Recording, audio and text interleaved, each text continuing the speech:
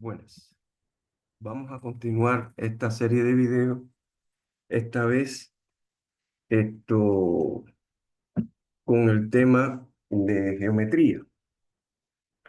Y para hablar sobre la congruencia y la semejanza de triángulos, que es la que básicamente ustedes ven ahí en este nivel, voy a hablarles primero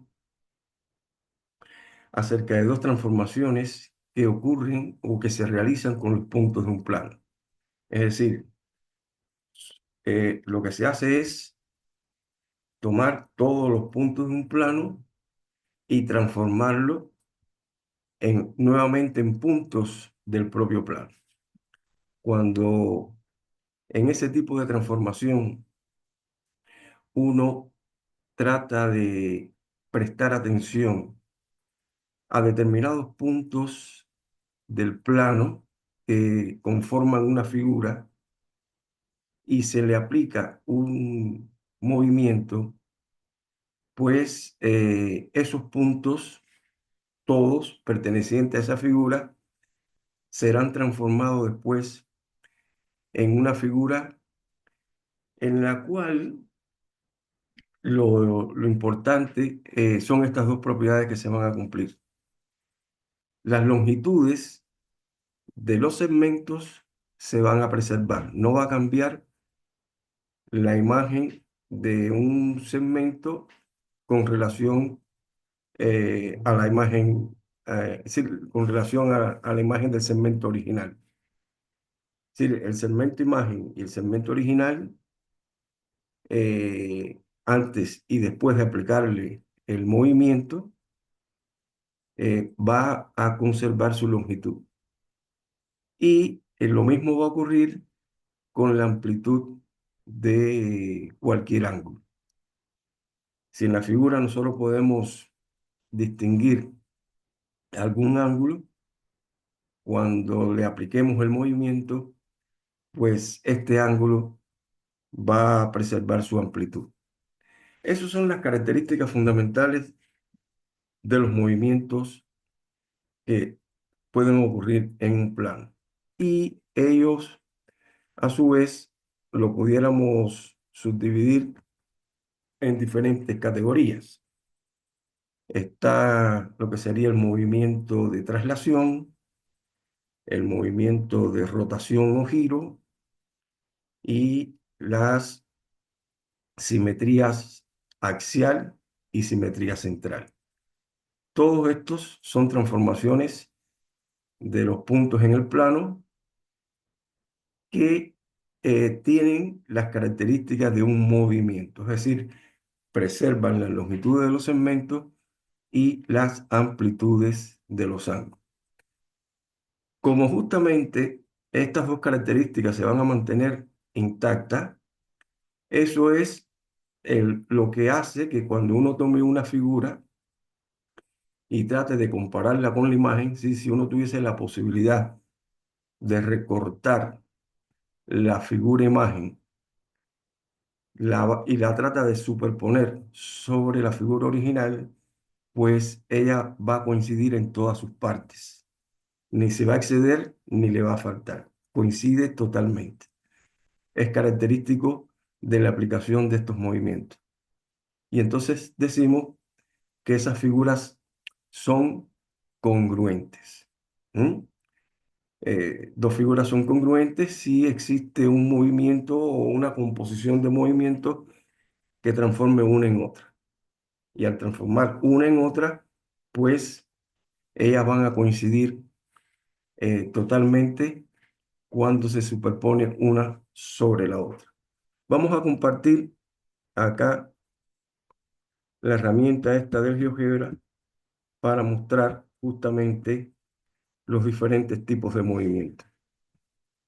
Y después, justamente mostremos los diferentes tipos de movimientos, pues ya vamos a estar en condiciones para hablar sobre eh, qué características debiéramos tener en cuenta o cuáles son los patrones que debemos tener en cuenta para averiguar, por ejemplo, si dos triángulos que se encuentran en el mismo plano son congruentes o no. En este primer movimiento estamos viendo ahí un triángulo y yo le voy a aplicar una de esas transformaciones. En este caso, observen que ese, ese triángulo eh, se deslizó siempre en una misma dirección, en un mismo sentido y una determinada eh, cantidad, una distancia determinada o una determinada longitud.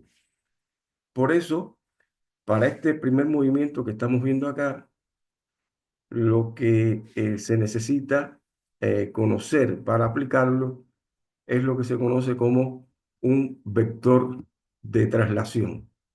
Es decir, cada punto, sin un vector de traslación, usted lo puede identificar como, desde el punto de vista geométrico, como un par de puntos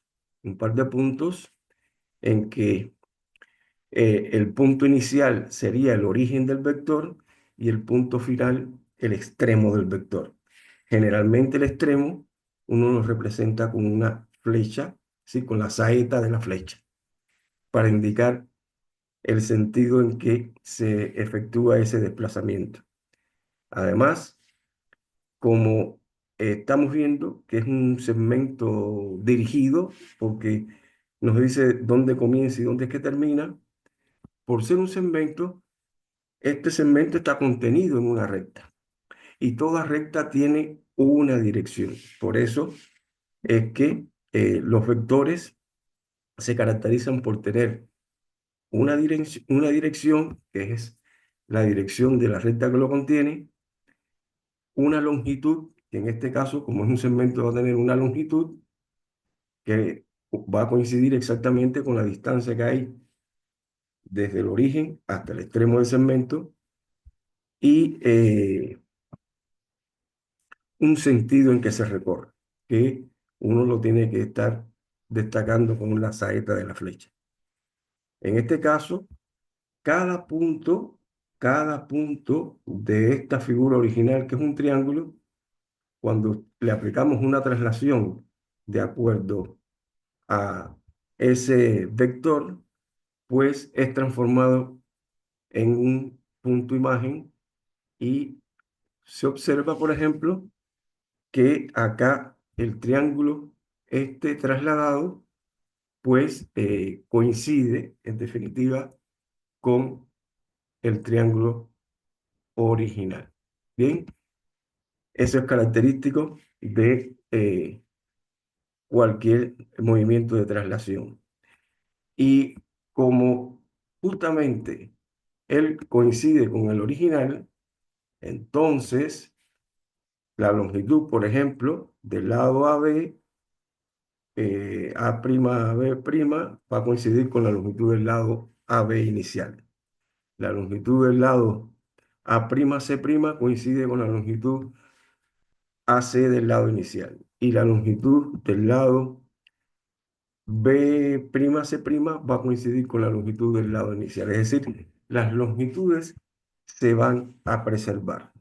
Y también va a ocurrir con las amplitudes de los ángulos. Por lo tanto, esto es una característica de un movimiento y en particular del movimiento de traslación. En este caso, pues para efectuar esa traslación, lo que vamos a necesitar como, vamos a decir, como dato, es quién es el vector de traslación sobre el cual se quiere realizar dicha eh, transformación. Bien, es decir que, por ejemplo, como para que tengan una visualización, después lo borro, suponiendo de que mi vector de traslación hubiera sido este, que estoy creando acá, entonces pudiéramos acá con la operación de traslación simplemente trasladar esta figura que es el triángulo según este vector. Y de esa manera, pues obtenemos la traslación de dicho vector. Bien, ese sería básicamente la, la pro- el requisito que se requiere como dato para efectuar la traslación. La otra transformación es la siguiente. Fíjese, yo voy a mover también y observamos que el desplazamiento no se realiza siempre en la misma dirección, sino que va variando constantemente, está variando. Pero pudiéramos nosotros, para aclarar, especificar que esa variación se va realizando siempre alrededor de un punto o centro. Y entonces aquí vamos a tener lo que sería el movimiento de rotación. Todos los puntos empiezan a girar de esa figura alrededor de ese punto fijo llamado centro. ¿Bien? Por ejemplo, si nosotros eh, marcáramos acá para que haga el rastro, en este punto es el otro vértice del triángulo, que haga su rastro, deje su rastro cuando lo transitemos por él, lo movamos. Entonces, ¿qué vamos a poder apreciar? Vamos a poder apreciar, vamos a hacerlo desde acá, que todos esos puntos están girando alrededor de ese punto fijo llamado centro de rotación. ¿Bien? Es ese punto en cuestión. ¿Estamos? Entonces, pero fíjense que, por ejemplo, aquí donde nosotros nos hemos eh, parado, aquí nos está indicando cuánto es el ángulo de giro que se está realizando. En este caso, desde la posición inicial hasta esta posición que paré acá, por ejemplo, vamos a señalarlo con un segmento, digamos, A hasta A', eh, ahí se produce eh, A',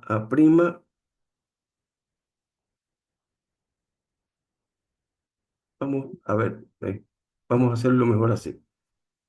Esta quitemos como para que vean. Yo voy a formar el ángulo que va desde el centro hasta el punto y desde el centro hasta el punto imagen. Ahí se forma un ángulo que sería el ángulo de giro o rotación y podemos medir exactamente cuánto es la amplitud de ese ángulo que se utilizó para rotar. En este caso está diciendo que es un ángulo de giro de 108 grados sexagesimal, que es lo que se va indicando acá. Y eso, cada punto de esta figura se hace girar o rotar un ángulo de 108 grados. En este caso, el sentido de la rotación es contrario a las manecillas de reloj. Y cuando el sentido de rotación es contrario a las manecillas de reloj, decimos que rota en sentido positivo. Si la rotación es a favor de las manecillas de reloj, entonces la rotación se dice que es negativa. Simplemente es simple convenio. Pero acá lo que se hace es rotar cada uno de los puntos que conforman la figura esta, que es el triángulo. Lo que se hace es rotarlo alrededor de este punto fijo llamado centro. Eso es la característica que se necesita para lo que sería aplicar una rotación. Bien, es decir, que vamos a apagar acá los rastros. Para la rotación se necesitan dos datos. Uno de los datos que se necesita es quién es el centro de rotación y el otro dato que se va a necesitar es cuánto va a ser el ángulo de giro en la que se van a rotar todos los puntos de la figura original. Digamos, acá se puso como dato que el ángulo de giro es 120 grados sexagesimal. Este es el centro, que lo estoy notando con el punto O, y este punto entonces gira un ángulo de 120 grados en sentido positivo, es decir, sentido antihorario, y ahí caería la imagen. Lo mismo ocurriría con el punto B, él gira alrededor del punto O 120 grados, y aquí tendríamos su punto imagen. Y el punto C gira alrededor de O 120 unidades, 120 grados sexagesimal y caería acá. Y basta con que uno rote los vértices del triángulo, los una y puede entender que de manera similar la rotación se le aplica a cada uno de los puntos que están en el interior del triángulo, sus imágenes quedarían acá. Bueno, ese sería el requisito o los datos para aplicar la rotación, el centro y el ángulo de rotación. Bien, eh, entonces, ese es básicamente el movimiento de rotación. También en el movimiento de rotación, por lo que habíamos visto, pues la figura y la imagen van a coincidir en todas sus partes. Por lo tanto, decimos que son, si una figura se obtiene a partir de otra por medio de un movimiento, ya sea una traslación o ya sea una rotación, pues la figura que obtenemos es una figura que va a ser congruente con la original. Bien, existe otro movimiento, además de este movimiento de rotación, más de este movimiento de rotación, existe lo que sería el movimiento de la reflexión o la simetría axial. Es decir, una simetría axial. ¿Qué se necesita para ello? Se necesita una recta y esa recta hace la función de un espejo para reflejarla. Por ejemplo, supongamos que esta es la recta, que sería el eje de simetría, y entonces cada punto, eh, ¿cómo se obtiene la imagen del punto? Bueno, usted lo que tiene es que trazar, fíjense, por el punto original, usted lo que tiene es que trazar un rayo que sea perpendicular al eje. Y cuando digo perpendicular al eje, lo que está sucediendo es que la distancia que hay, sí, esa es la distancia que hay del punto original al eje, es la del segmento este perpendicular. El ángulo que se forma acá, que es lo que quería mostrarle, es un ángulo recto. Digamos, cuando nosotros tracemos este otro, el punto B y su imagen, pues es perpendicular al eje, trazamos del punto un segmento perpendicular, y para obtener estos puntos simplemente uno lo que hace es, dice, bueno, ¿cuál es la distancia que hay desde A hasta el eje? Esa es la distancia que usted tiene que trasladar acá para obtener su punto imagen. Distancia que hay de B al eje, esa distancia es la que usted tiene que transportar acá para obtener su punto imagen. Y lo mismo ocurre con él. Y lo que quería destacar es que esos segmentos son perpendiculares, es decir, cuando yo formo este ángulo, eso es un ángulo de 90 grados. Cuando formo este ángulo, eso es un ángulo de 90 grados. Y cuando formo este ángulo, es un ángulo de 90 grados.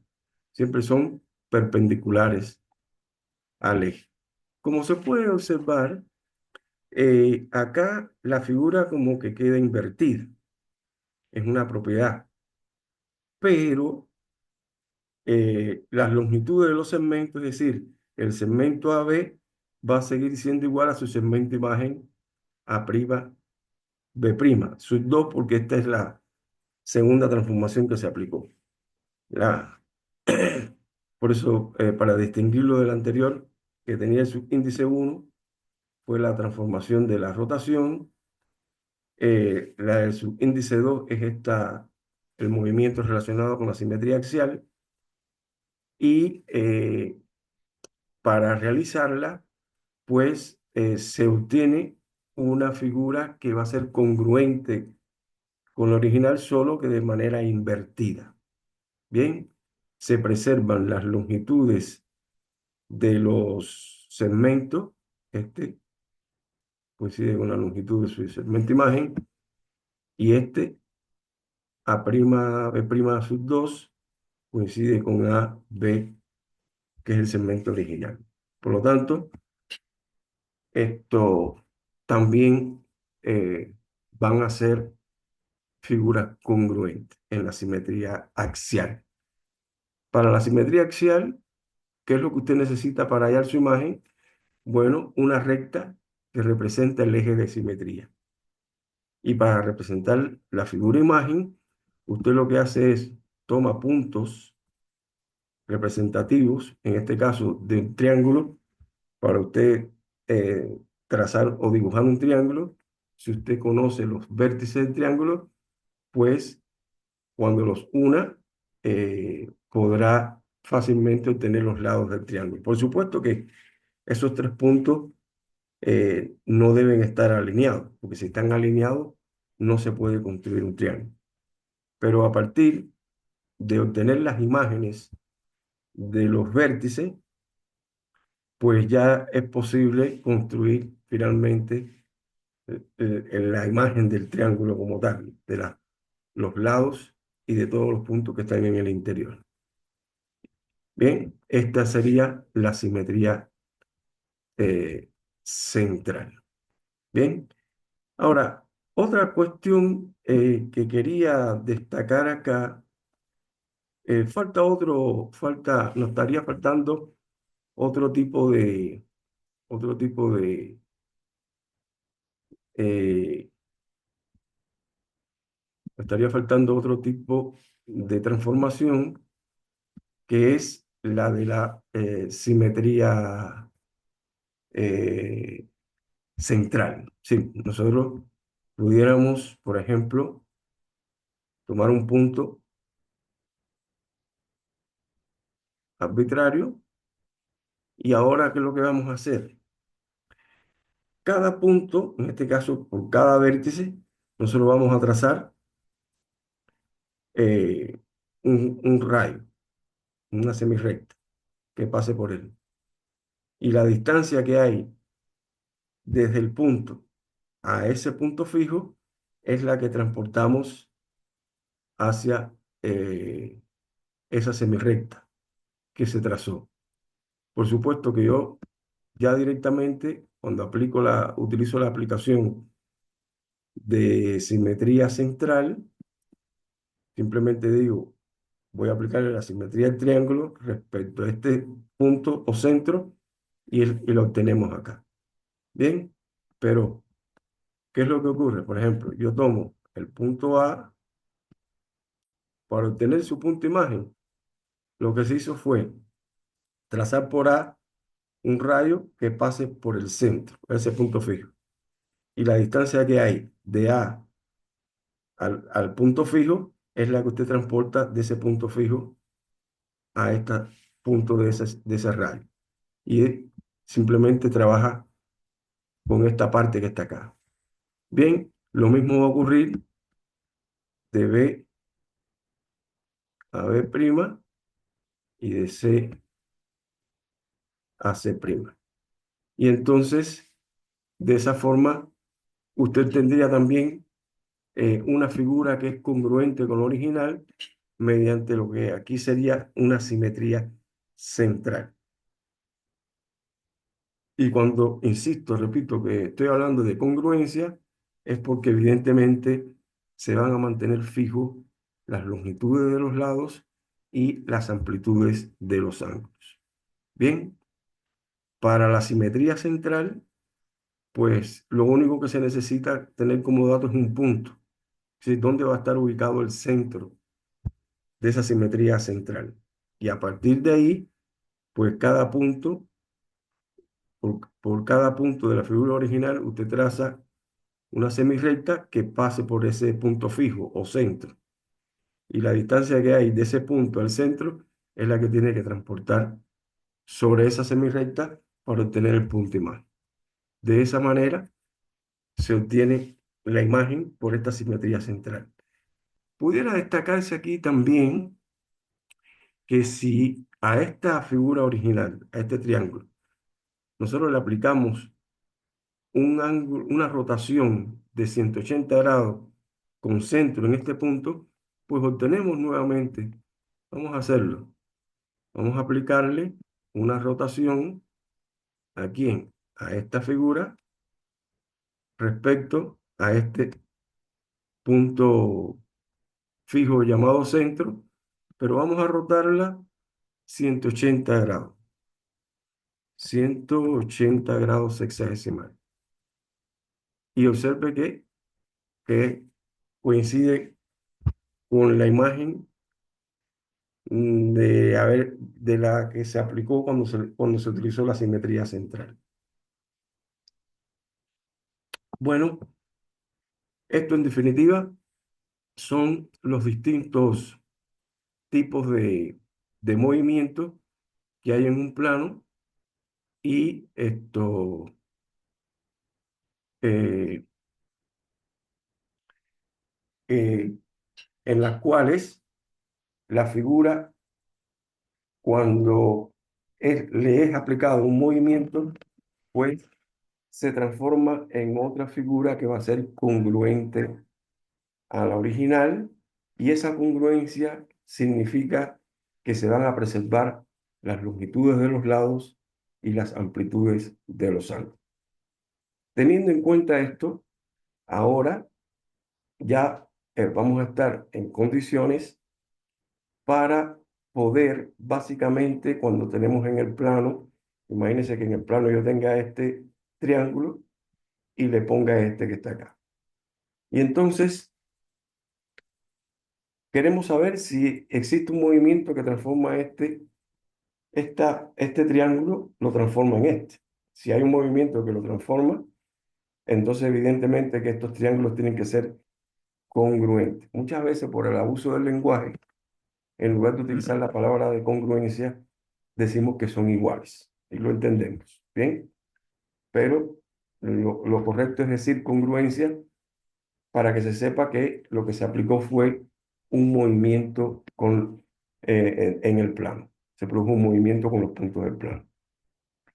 Bien, y lo que vamos a ver a continuación en el próximo video es establecer cuáles son los criterios que nos permiten afirmar, por ejemplo, que dos triángulos sean congruentes, que este triángulo sea congruente con este que está acá, o que este triángulo sea congruente con este que está acá. ¿Qué necesitamos verificar para que eso se cumpla?